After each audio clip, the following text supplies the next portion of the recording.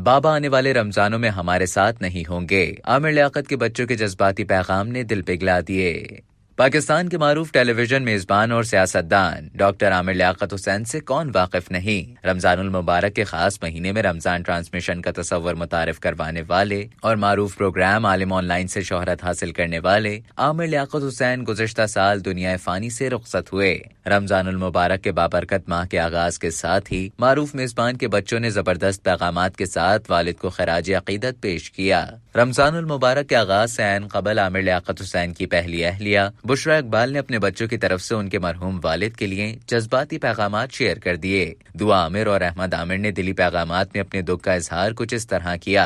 उनके बेटे अहमद आमिर ने अपने वालिद के लिए एक उर्दू नज्म लिखी जिसमें उन्होंने अपने जज्बात का इजहार किया। बेटी दुआ आमिर ने अपने मरहूम वालिद के लिए एक तवील नोट शेयर किया जिसमें उन्होंने अपने वालिद से अपनी मोहब्बत का इजहार किया। दुआ ने लिखा, सबको अस्सलामु अलैकुम और रमजान मुबारक। इस साल रमजान मेरे और मेरे खानदान के लिए बहुत मुश्किल होने वाला है। आप सब ने मुझे अपने मरहूम वालिद आमिर लियाकत हुसैन के साथ टेलीविजन पर बड़ा होते देखा, इसलिए इस हकीकत से इत्तेफाक करना इंतहाई तकलीफ देह है कि रमजान हमारा उनके बगैर होगा। बाप को खोने का दुख ऐसा है जिसे बयान नहीं किया जा सकता।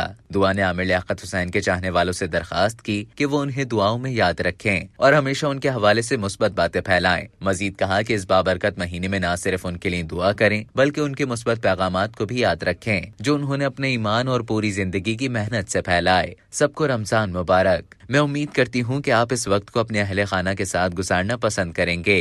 बाबा शायद इस रमजान और आने वाले रमजानों में हमारे साथ ना हो, लेकिन वो हमारे दिलों और दुआओं में हमेशा जिंदा रहेंगे। अब तक के लिए इतना ही। मजीद इसी तरह की मालूमात हासिल करने के लिए डेली जंग के YouTube चैनल को सब्सक्राइब करें और फेसबुक के पेज को लाइक करना ना भूलें।